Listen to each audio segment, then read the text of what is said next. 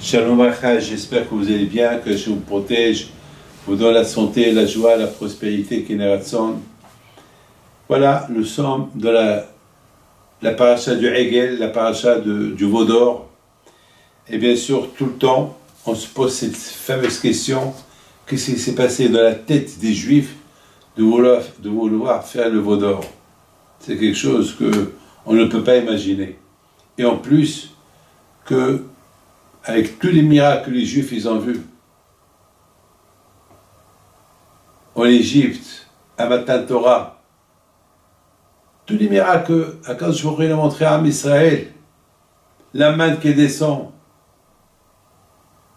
Mais s'ils n'ont pas compris que dans le désert, qu'ils vont devenir tout seuls, sans Moshe Rabbeinu, sans l'aide d'Hachem, mais ils s'en foutent, mais ils vont crever. Il y a une question qui se pose, que je ne comprends pas. Comment est-ce possible qu'il n'y avait pas une révolution? Que les Juifs, tous les Juifs, ils ont fauté avec le veau d'or? Je ne comprends pas. Il pouvait y avoir quand même des Juifs qui vont se lever et faire la guerre à ceux. Combien ils étaient après tout? 3000, c'est tout, les gens de Erev, les Égyptiens convertis. 3000 contre presque 600 000 Juifs, ou quelques millions de Juifs. Attends, je ne comprends pas. Comment ils ont pu laisser tuer Or? C'est de la folie. Tout ça, ça doit la réfléchir. Cette paracha, elle nous doit la réfléchir. Cette paracha qu'on lit dans la paracha de Kitissa, elle nous doit réfléchir. Comment est-ce possible que les Juifs ils sont arrivés à ce bas niveau-là de faire le veau d'or, avec tous les miracles qu'ils ont vus? Je répète encore, je répète. Il faut qu'on réussisse à comprendre. 3000 Juifs, 3000 convertis, qui étaient égyptiens, qui sont convertis au judaïsme, ils ont entraîné tout le monde, mais personne, d'après ce qu'on a vu, ceux qui ont fauté avec le veau d'or, ils ont été tués. Ils étaient 3000. 3000 contre 600 000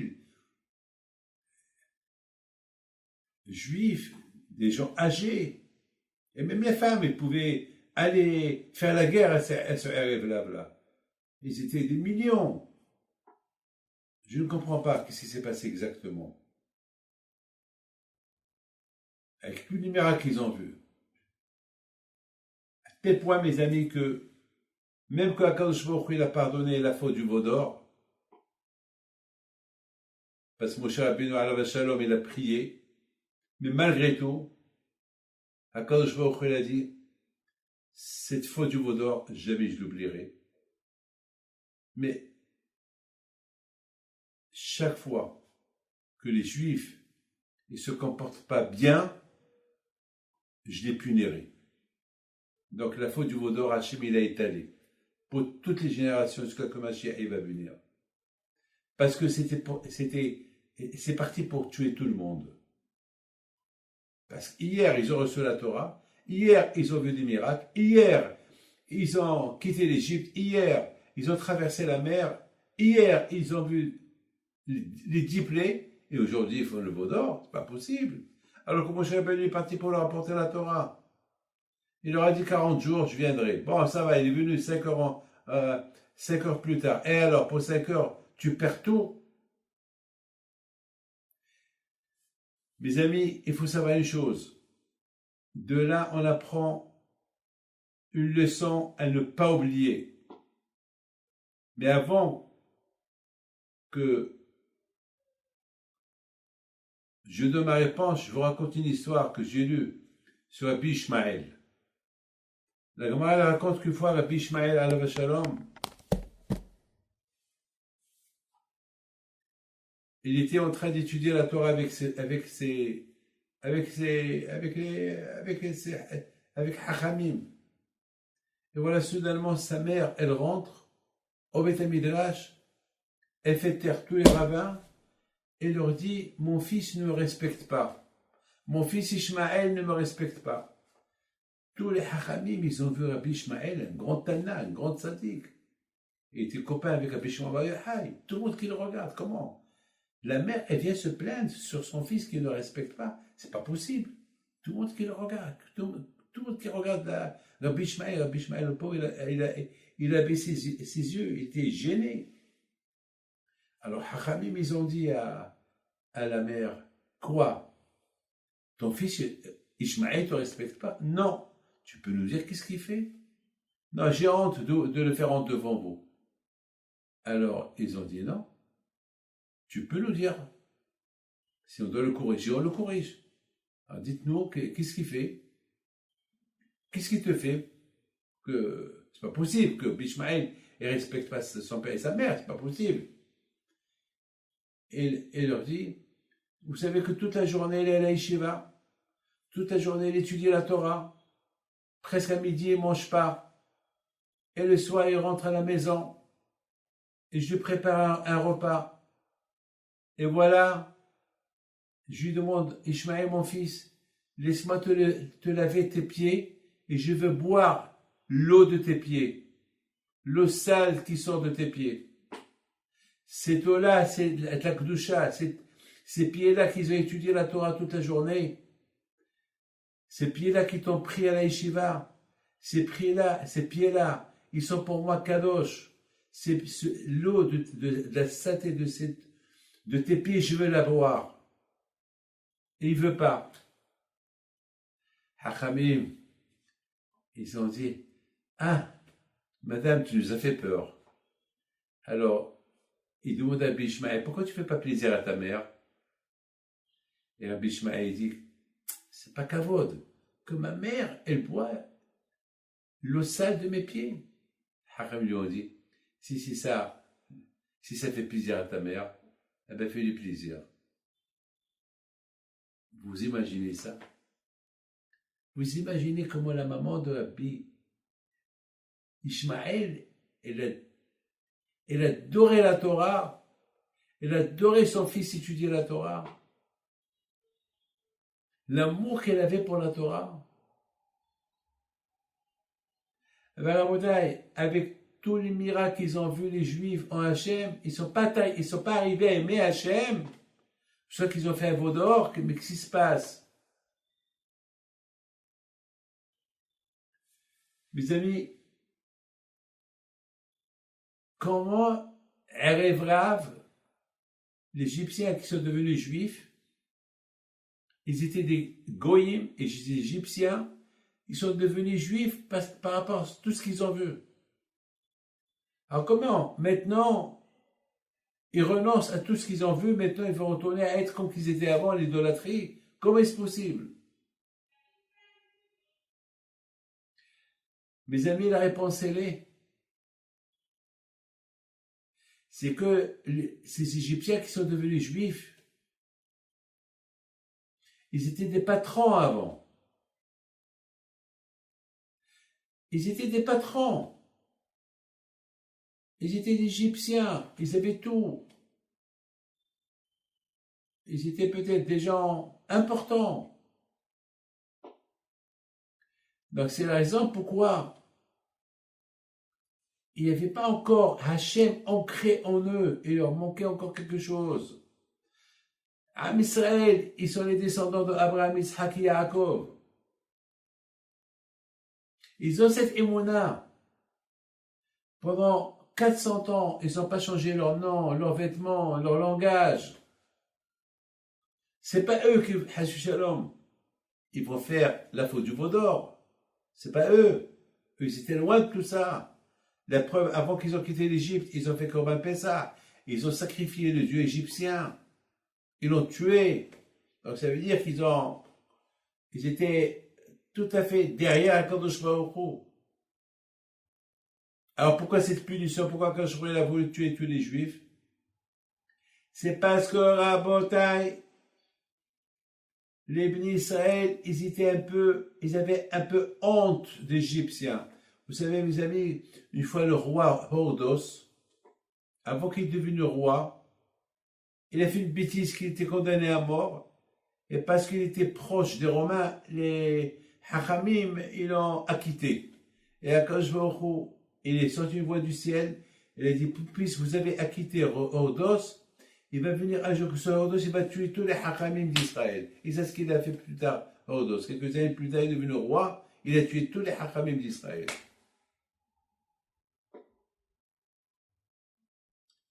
La faute qu'ils ont fait les Juifs là, c'est parce que ils n'ont pas voulu parler aux Égyptiens. Parce qu'ils étaient peut-être leurs patrons avant.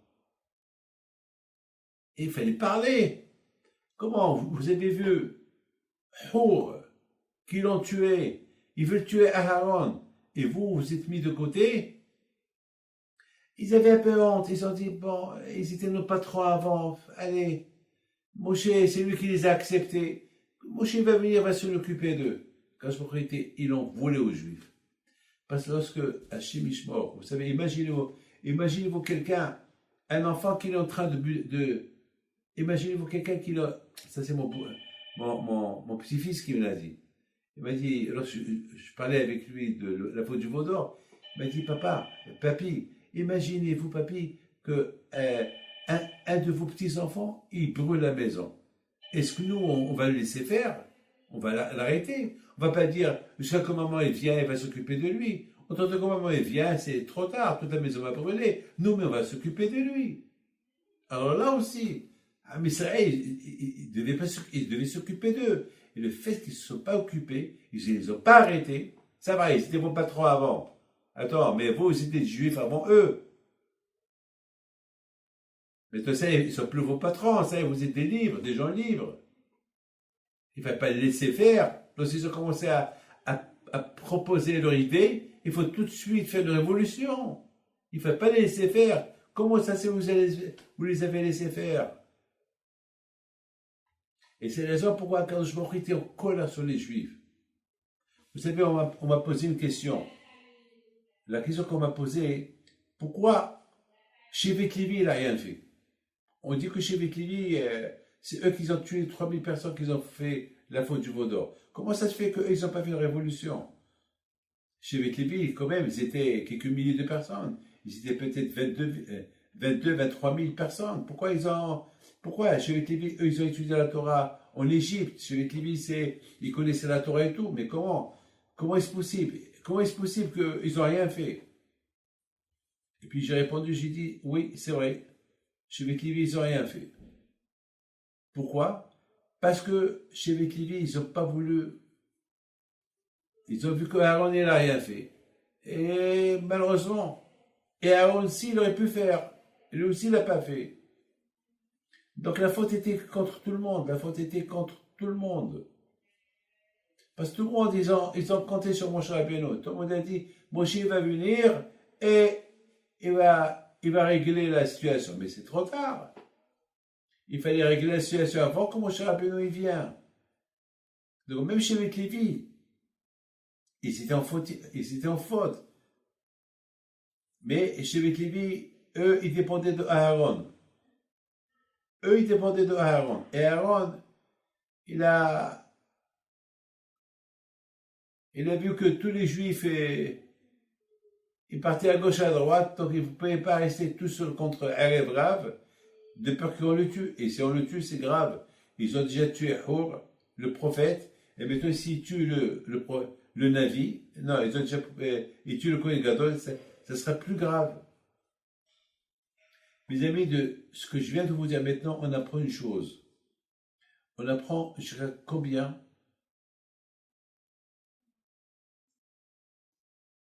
le Tzahara est très fort.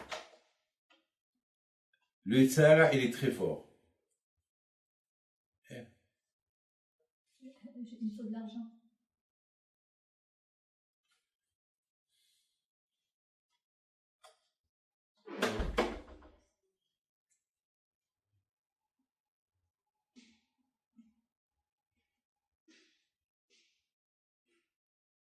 Le Tzahara est très fort.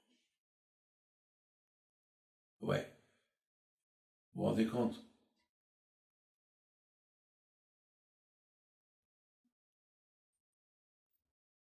Le Satan, La Gemara dit que le Satan, il a montré aux Juifs que Moshe Rabbeinu il est mort. Le Satan, il a fait, soi-disant, il a montré que le cercueil de Moshe Rabbeinu était accompagné par les malachim dans l'air. Alors que Moshe Rabbeinu, alav shalom, était vivant. Mais le Satan, il est fort.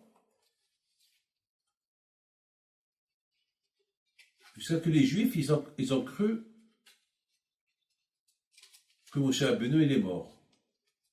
Et tout le monde a cru que Moshe Rabbeinu, il est mort. Alors maintenant, les Erev Rav, les Égyptiens qui sont devenus Juifs, ils ont dit aux Juifs, puisque Moshe Rabbeinu, il est mort, alors, et la manne, c'est grâce à Moshe Rabbeinu que la manne, elle descend, alors peut-être on a besoin de créer quelque chose, un Dieu pour qui nous guide, qui nous dirige. C'est de la folie, ça. Les Juifs, bien sûr, ils ne vont pas les suivre, mais ils ont cru que Moshe Rabbeinu il est mort. Parce qu'ils ont vu le cercueil de Moshe Rabbeinu qui s'envole dans l'air. Croire à des bêtises comme ça, le Sahara est très fort. Il a une manière de convaincre les personnes pour croire en lui. Donc, finalement, et les Égyptiens et les Juifs, ils sont coupables. Les Égyptiens, ils sont coupables parce que c'est eux qui ont incité à faire le veau d'or. Et les Juifs, ils ont cru que Moshe Rabbeinu, il est mort. Et le fait qu'ils ont cru que Moshe Rabbeinu, il est mort, alors ils ont dit, alors laissez faire. Mais attends, mais si tu les laisses faire, il se peut que vous aussi vous êtes tombé dans le piège. Il y a ce qu'on appelle l'influence. Alors quand il a jugé tous les Juifs, parce qu'ils ont cru que Moshe Rabbeinu il est mort, et parce qu'ils ont laissé les Égyptiens qui sont devenus Juifs faire le veau d'or. Donc Akash il a accusé tout le monde. Il a accusé aussi Shevet Lévi. Il a accusé aussi Aaron. Mais Aaron, quand même, Akash il n'a pas puni. Parce qu'Aaron, il a fait ça pour Hachem. De là, mes amis, on apprend et on comprend une chose. Combien l'homme, il est faible devant le Sahara. Sans Torah, combien on peut tomber? Sans la Torah, on peut tomber. Vous savez que le mensonge est très facile à tomber dans les mains du mensonge. Hein. Vous savez combien le Lashon Hara, c'est le mensonge de Lashon Hara. C'est très facile. Hein. Mais même le mensonge, on n'est pas prêt à l'accepter uniquement si on accepte d'écouter.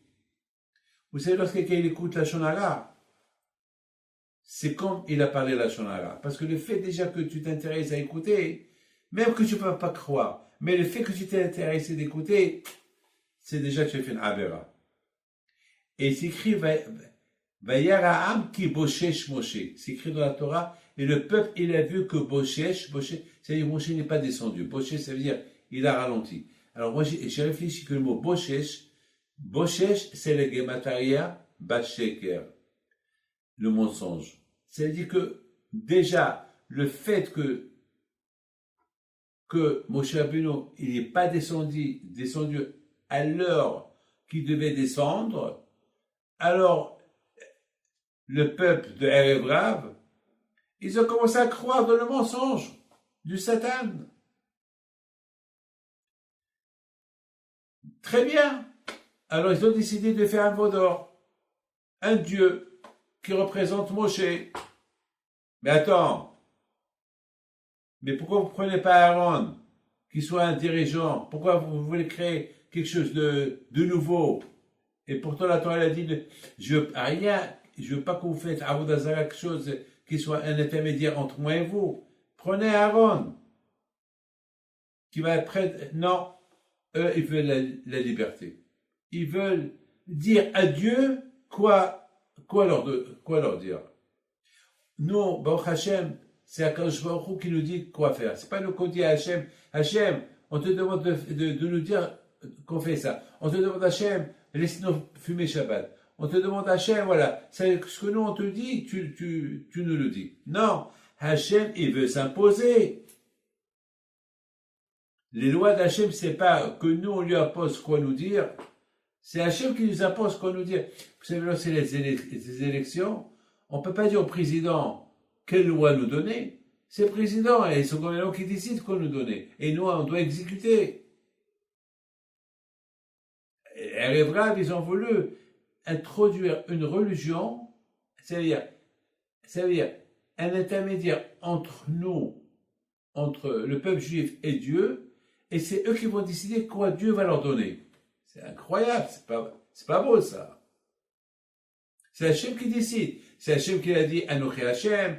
C'est Hachem qui dit ne tue pas, ne vole pas, ne fais pas ça, ne fais pas ça, ne fais pas ça, ne fais pas ça, fais ça, fais ça. Vous savez pourquoi je vous dis ça? Parce que on m'a posé le Beth Lévi, il pose une question grave, une question spectaculaire. C'est Bioël, mon fils, qui me l'a dit ce matin, mais c'est une question que je connais déjà, j'ai déjà lu dans d'autres livres. La question, elle est comme ça. Il dit, alors, une fois que Hachem, il a ordonné de faire le Mishkan, et Hachem, il a pardonné la faute du veau d'or, etc., Hachem, il a dit que sur le Kodesh HaKodashim, qui font le Aaron, et sur le Aaron, il doit avoir là-bas des chérubins, Kérubim. Alors, le Beth Lévi pose une question. Attends, Hachem, il a puni les Juifs parce qu'ils ont fait l'Avodah Zarah. Mais ces chérubins là, c'est comme l'Avodah Zarah. Parce que Hachem, il parle à travers les chérubins. Mais c'est des images. Et Hachem, il a dit, il ne faut pas qu'il y ait des images entre nous et lui. Mais il y a des images là. Les chérubins. Mais c'est Hachem le boss.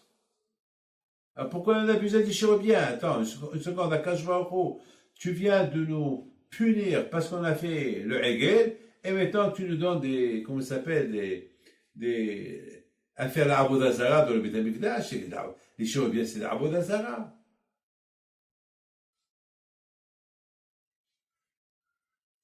Vous savez, mes amis, c'est une très belle question de Beth Lévi. Alors moi, j'ai pensé à une réponse extraordinaire. J'ai dit que finalement, que comment ça s'appelle, Hachem nous a donné à faire le Beth Amikdash. Ve'asul Mishkan, ve'shachanti betocham. Hachem nous a donné de faire un Mishkan et Hachem, il réside en nous. C'est-à-dire que le Mishkan, c'est symbolique. Hachem, il veut que nous, on soit comme le Mishkan, que chacun de nous, chaque juif, il soit le Mishkan de Akadosh Baruch Hu. Même que maintenant il n'y a pas de Beth Amikdash, il y a le Mishkan. Vous, monsieur, et vous, monsieur, et vous, monsieur, vous êtes la résidence de Akadosh Baruch Hu. Dans le Mishkan, on faisait des sacrifices. Alors avec ton corps, tu fais des sacrifices. Tu utilises ton corps au service d'Hachem, la tzedaka, le hesed, la prière, mettre tefillin, respecter Shabbat, Nida, les fêtes. C'est des sacrifices. Être juif, c'est un sacrifice. Hein? Ne croyez pas que c'est facile d'être un juif. Hein? C'est des sacrifices du matin au soir. Il y a un homme cette semaine que sa femme elle est gravement malade. Il fait ni Shabbat ni rien. Et il voulait une bracha. Moi, j'ai entendu parler de lui. Tous ses affaires, ils sont ouverts Shabbat. Et moi, je ne suis pas caché à rien du tout. Je lui dis, tu crois que le bon Dieu va t'écouter comme ça? Il me dit, eh bien, monsieur le rabbin, je suis prêt à donner un grand don. Je lui dis, combien? Il m'a dit, ce que vous voulez. Combien? Il n'y a pas de limite. Ce que vous voulez, ma femme, je l'adore, je l'aime. Et en plus, je ne me vois pas rester vivant sans elle. Je lui dis, monsieur, combien? Il n'y a pas de limite. Mais combien? Après, elle me dit, ben, 350 €. Je lui dis, ah, dis-moi que c'est ça. C'est ça sans limite. Tu me dis 350 $. C'est ça ce que tu dis? Tu es prêt à faire pour ta femme? C'est que ta femme, elle coûte que 350. Tu es un monsieur qui pèse des milliards et c'est ça ce que tu veux donner pour ta femme?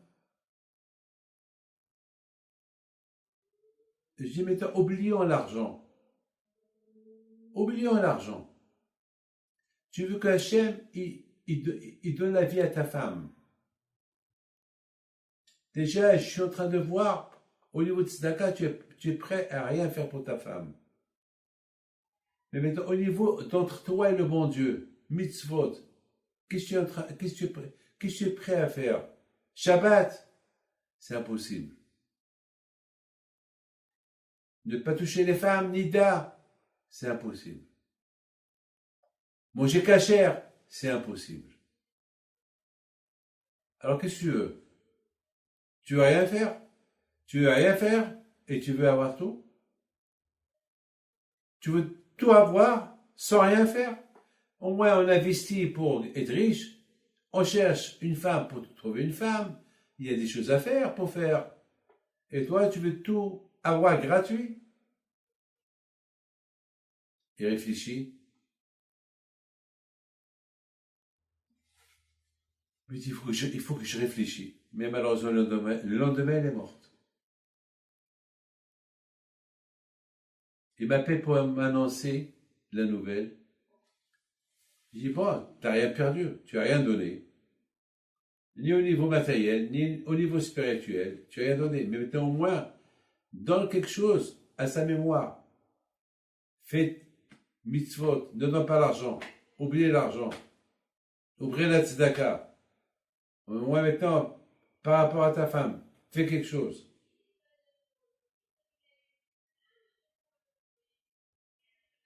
Mes amis, il y a des gens qui font une grande teshuva lorsqu'ils ont un problème. Il y a des gens que même qu'ils ont le problème, ils préfèrent le problème et ne pas retourner vers Hachem. Et après, c'est trop tard. Vous savez ce qu'il m'a dit ce monsieur-là? Aïe, aïe, aïe, pourquoi je ne vous ai pas écouté, Rabbi David?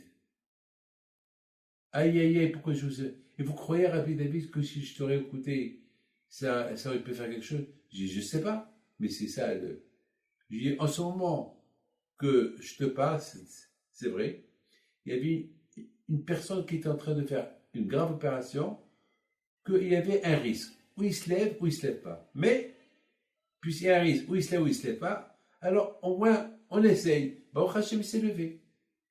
Et Baruch Hashem, maintenant, il a des années à vivre. Mais que si on n'aurait pas pris le risque de lui faire l'opération, il serait déjà mort.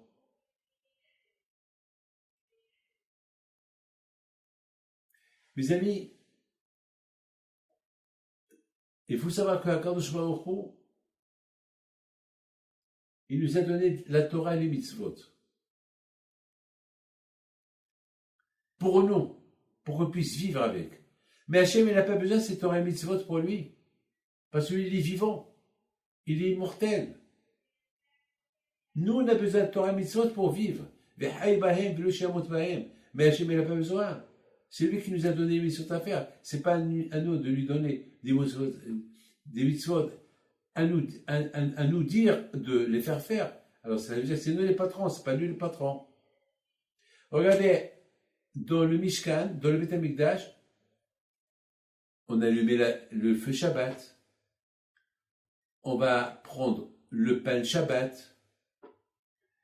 On va égorger les moutons le Shabbat. Les sacrifices du Shabbat. Ça veut dire que c'est Shabbat, même à Kippour. À Kippour, on a allumé la kétoret. C'est du feu. Mais pour Hachem, c'est permis. Ce qui est interdit pour nous, pour Hachem, c'est permis. Pourquoi nous, Hachem nous a donné des mitzvot à faire? Pourquoi? Ben, c'est une manière que on doit exécuter les ordres du roi. Mais Akash Baruch Hu, il n'a pas d'ordre à exécuter. Il n'y a pas quelqu'un qui peut donner des ordres à exécuter, à part les tzadikim. Les tzadikim, ils sont capables de dire Hachem, Hachem, donne à celui-là l'argent. Hachem, ne tue pas celui-là. Hachem, ça oui. Tzadik Ozer et Akash Baruch Hu Mekayem. Le tzadik, il décrète, et le tzadik, et Hachem, il exécute. Mais on ne peut pas dire Hachem, dis-nous de manger du taref, dis-nous de respecter Shabbat. Non. C'est Hachem l'exécuteur. C'est Hachem qui l'exécute. Ce que les tzadikim ils disent. Mais c'est pas les tzadikim qui vont dire Hachem, donne-nous cette mitzvah à faire. Ou, par exemple, Hachem, cette mitzvah-là, dis-nous qu'on peut ne pas la faire. Non. Et c'est la raison parce que Hachem il interdit la Avodah Zara. Eh ben pour lui, les chérubins, même que ça s'appelle comme la Avodah Zara, eh ben pour lui c'est permis. Hachem dit, pour moi vous me les faites. Mais chez vous, vous n'avez pas le droit de les faire. Vous savez, je vous pose une question de halakha. Est-ce que vous avez le droit d'avoir des chérubins chez vous à la maison? Oui, à la condition, vous faites là-bas un petit trou. On n'a pas le droit d'avoir une statue à la maison. Sauf si vous le crevez les yeux, ou bien vous faites quelque chose, un défaut dans la statue. Nous, on n'a pas le droit d'allumer Shabbat, mais pour le Beit HaMikdash, pour Hachem, on peut allumer Shabbat. Mais si on est dans le danger, si quelqu'un est dans le danger et on doit profaner Shabbat pour lui, on peut. On peut. Pourquoi? Parce que Hamim dit c'est mieux de profaner Shabbat pour un malade, comme ça il va vivre et il va respecter beaucoup de Shabbatot. Voilà les amis, pourquoi quand j'aurais la fait qu'il y a des chérubins dans le Kodesh HaKodashim, sur l'arche de l'Alliance, et c'est pas d'Avodah Zara pour lui. Parce que pour lui c'est permis. Lui il peut te dire, Hachem il peut te dire, monsieur, tu peux manger Shabbat. On peut allumer pour toi Shabbat. Si Hachem te dit, on peut le faire. Mais s'il n'a pas dit, tu n'as pas le droit de le faire. Alors en général, c'est péché. Il y a des conditions qu'on ne sait pas péché. C'est la raison pourquoi dans le Beit HaMikdash, tout ce qui est péché pour nous de faire, pour Hachem, c'est pas péché. Hachem, il veut simplement nous laisser apprendre, c'est moi le patron. Pour vous, c'est péché ça et ça et ça, mais pour moi, c'est pas péché ça et ça et ça. Parce que moi, je suis immortel, c'est moi qui donne des ordres. Alors, ces fous-là les Égyptiens qui sont devenus juifs à l'époque de Matan Torah, à la sortie de l'Égypte, ils ont voulu créer une idolâtrie qui va être entre eux et Hachem, et c'est eux qui vont dire à l'idolâtrie quoi dire à Hachem, que Hachem il va leur dire quoi faire. Non, ça ne marche pas comme ça. C'est pour ça que quand je prie, il a dit, je ne veux rien entre vous et moi. Parce que c'est moi qui donne des ordres. C'est pas vous qui donnez des ordres. C'est pas vous qui va dire au Vaudor de me dire quoi vous dire. Non.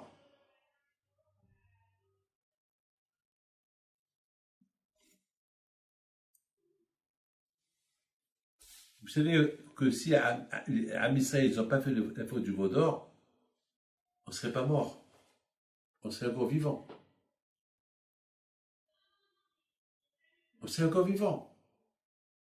Le monde aurait été réparé de la faute de Adam Arishon, et ça y est. Ça y est. Alors qu'à Matan Torah, ils étaient immortels. Lorsqu'ils ont entendu le nom d'Hachem, ils sont morts, ils ont revécu. Et après, ils ne devaient plus mourir. Alors le Satan, il avait peur. Le Satan, il dit, j'ai une chance de continuer à vivre. Comment j'ai fait faire fauter les Juifs. Et comment ils ont fait faire fauter? En leur montrant Moshe qu'il est mort. Mais attends, mais Moshe n'est pas mort. Mais tout le monde ne meurt pas. Eh bien justement, il a voulu inculquer le doute dans leur tête. Les Juifs, bien sûr, ils avaient un problème. Ils ont commencé à douter. Peut-être Moshe il est mort. Mais ils ne vont pas faire le veau d'or. Mais peut-être il est mort, Moshe. Mais comment vous avez cru à ça? C'est ça le problème. C'est pour ça qu'il en veut aux Juifs qu'ils ont pas vengé le nom d'Hachem pendant que l'Hébreu ils ont fait le veau d'or. Donc, Be'ezat Hachem, il viendra une fois qu'on aurait éliminé le veau d'or. Le veau d'or aujourd'hui, il n'y a plus de veau d'or, il n'y a plus d'idolâtrie, mais il y a, comment ça s'appelle, il y a le football. Il y a des gens qui aiment le football comme s'ils aiment, comme la Abodazara. Malheureusement, oui, il y a l'argent. Les gens, ils aiment l'argent comme la Abodazara. Donc, toute génération est la forme de la Abodazara qu'il y a. Donc, ce corona-là, c'est la couronne, le Keter. Peut-être ce corona-là, je ne sais pas moi un jour il va finir. Il y a cette mutation, c'est pas quand c'est la fin de cette mutation, le corona il prend forme, en plusieurs formes, on ne sait pas. C'est vrai, le travail continue. Et on investit sur les voitures, sur les maisons, on continue à travailler. Mais ça ne contredit pas l'idée de Mashiach. Le plus important, c'est de croire en Akadosh Baruch Hu, de se débarrasser de cette avodazara interne, comme il dit le rabbi de Lubavitch, que chacun de nous, il doit enlever le Amalek qu'il est dans son cœur. Voilà, que ce Dvar Torah soit à la mémoire de Rabbi Abraham ben Ya'ish Mouyal et Rabbi Mordechai ben Freha Knafo et le Nishmat Rabbi Avitan, le père de notre ami Gad, et qu'Akadosh Baruch Hu vous protège, vous donne Amen. Allez.